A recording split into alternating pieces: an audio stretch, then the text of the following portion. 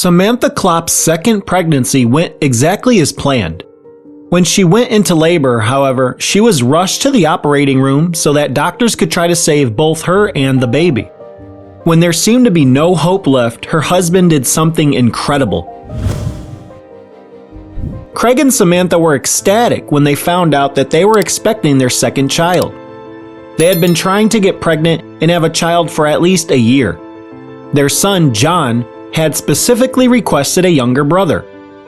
Despite the fact that the gender of the child could be determined during the ultrasound, Samantha requested that the doctor not tell them. The consultant then scribbled the result on a piece of paper and handed it to Samantha's friend, who was in charge of planning a small gathering for friends and family. Between sweets and a cake, the announcement was made. Everyone rejoiced when purple and pink balloons floated down and stuck to the apartment ceiling, indicating a girl, but no one cried harder than Craig. The soon-to-be father kissed his wife and son as he realized his dream was becoming a reality. It was heartwarming to see how excited the father was for the arrival of his daughter. Then, as a Red Sox fan, he exclaimed, "I'm going to teach her to play baseball too," which elicited laughter from everyone in the room. Craig and Samantha met during their college years. Because of his hitting abilities and as the regional champion at the age of 16, he was admitted to a good university. Unfortunately, due to a shoulder injury, he was unable to play professionally, but he did play for the university. His best athletic performance, he always claimed, occurred during campus practice. Craig noticed Samantha, a lovely girl he had never seen around there, after hitting a ball and sending it into the sky. She was accompanied by a friend. "That was the best hit of my life because it brought me to you," Craig told Samantha during their wedding vows in front of all the guests. Samantha's graduation ceremony was simple and elegant a year later. Craig traded in his bat for a calculator to become an engineer, but he remained a baseball fan. His greatest joy in life was the birth of John, who was already hitting balls with his father at the age of 3. Craig and Samantha never expected their son to be as athletic as his father. They enjoyed throwing balls around the yard, and he loved taking him to Red Sox games. Craig and John used to lie next to Samantha in bed, listening to the baby's kicks and movements as they were expecting a daughter. Everything appeared to be perfect, but the family's fate would take a dramatic turn. As the baby's due date approached, Craig and Samantha purchased more items to ensure her comfort. A crib, colorful clothes, toys, and an abundance of diapers filled the baby's room. The delivery date was set for 10 days later. Samantha was calm because she had gone through this process before and thought she knew what would happen. However, something unexpected happened in the penultimate week. Samantha awoke to the sensation of a slight contraction.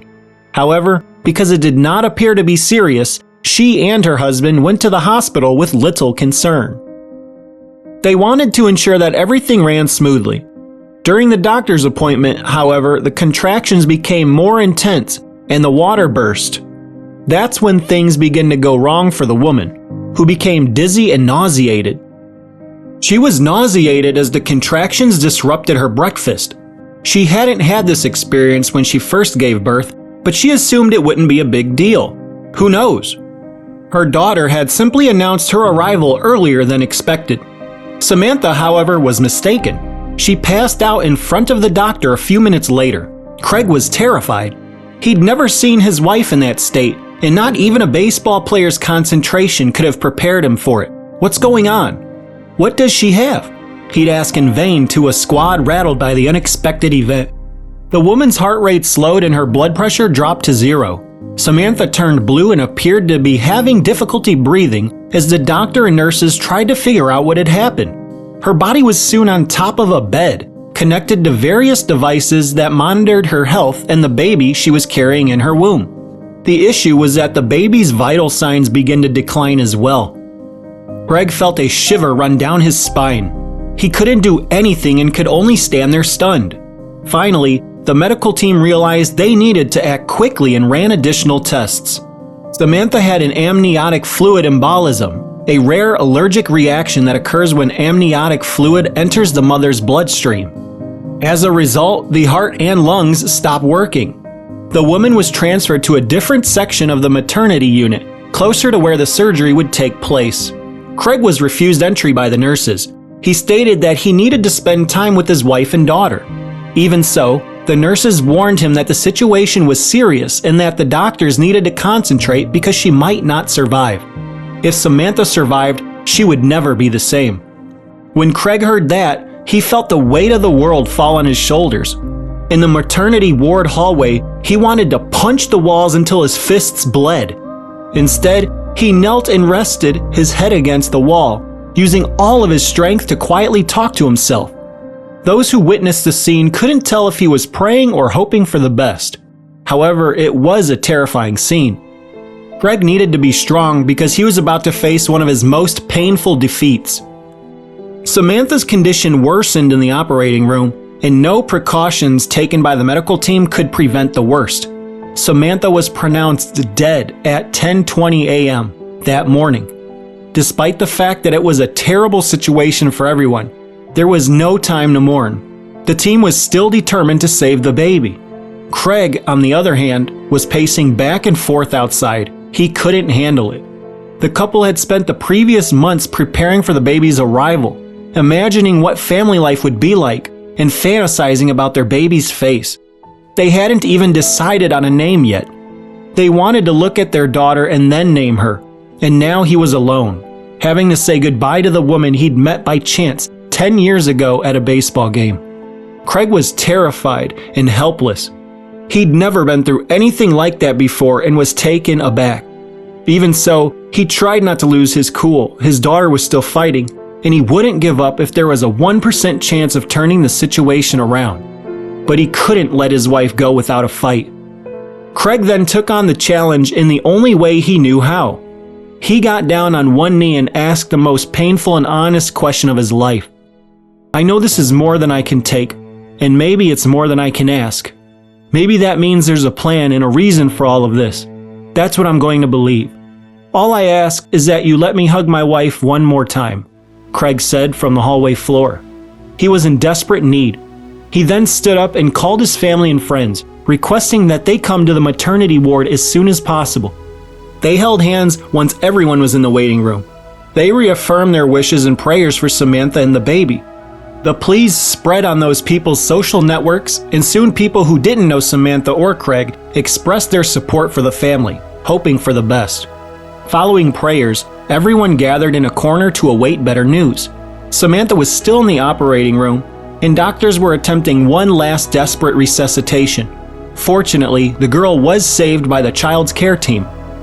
She was born crying, but more importantly, she was separated from her mother and would live. Despite the victory, it was unclear whether the newborn could be comforted by her mother on her first day of life. Craig was crying and laughing at the same time as he held his daughter. The sensation was indescribable in both good and bad ways. He'd heard about these weird experiences that mess with one's minds and senses, but it wasn't until now that he realized what they meant and how difficult they were to explain. He had no doubts about what name to give the girl in the few minutes he had to look at her. Grace. That's what she'd be called. Craig was content with having Grace, but the prospect of losing his wife cast a dark cloud over his happiness. Then fate took a chance on the former athlete's optimism. Samantha, according to the doctor, had responded to the most recent resuscitation attempt. Even if her pulse remained low, she was at least breathing again. Nobody knew what had happened, but the doctor said they would do whatever it took to get the woman stable again. Craig embraced his family and friends. When he heard those words, it was as if a heavy burden had been lifted from his shoulders. Samantha was transferred to the ICU, where doctors did everything they could to keep her breathing. However, she began to experience a drop in vital signs once more. Samantha's brother, a surgeon, arrived at the hospital and requested access to her medical records. He knew it was a bad idea and that the risks were high, but he did learn that his sister was having a heart attack. He went into the waiting room and informed everyone of the situation. It was a bleak and frightening moment.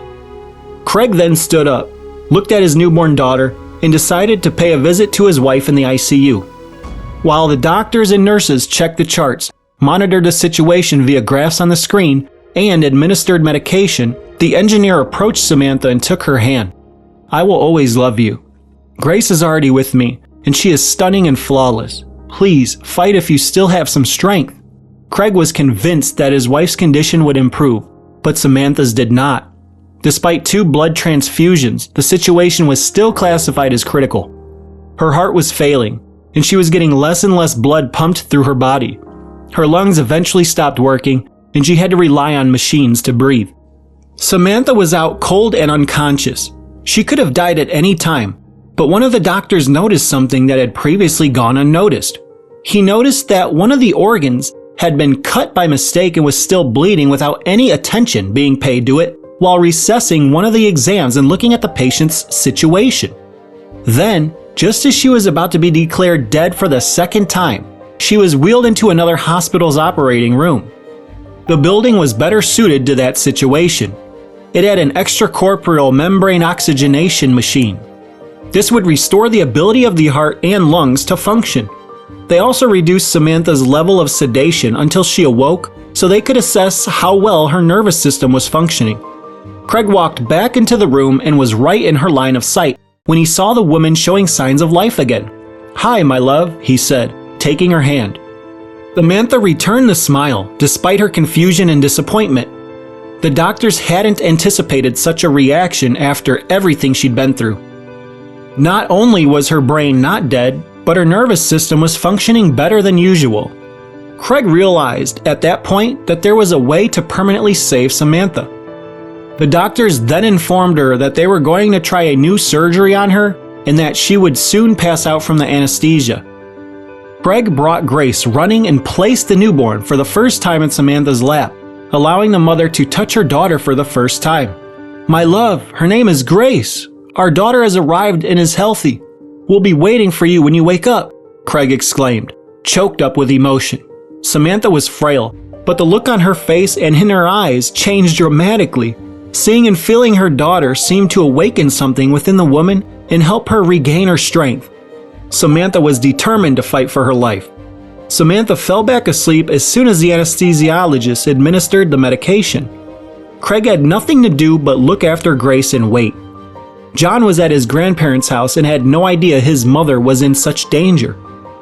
The entire episode was the most difficult test of faith and resilience that Craig and many of his friends and family had ever faced. Finally, the surgery was over, and Samantha's condition was miraculously stabilized. The doctors were exhausted and befuddled by this point. How could a woman's body experience both death and the birth of life? Craig wept in relief. He almost couldn't tell his parents the good news over the phone because he was still shaking. They could now come to the maternity ward to meet Grace and bring her brother with them. Samantha was able to breathe normally again after the ventilator was removed 24 hours later. Craig, John, and little Grace finally got to talk to her after a few hours of waiting. The woman had clearly been through a lot, but she couldn't recall much of it. Despite her lack of strength and heavy head, she wanted to hold her daughter in her arms one more time. Craig helped her by placing the child on her lap. Samantha's eyes welled up with tears as Grace opened her eyes and met her mother's for the first time. Craig sat down next to his wife and quietly thanked God. If you like this story, I ask you to please leave a like, and this other video appearing on the screen will probably move you as well. Have a wonderful day, and I'll see you in the next video.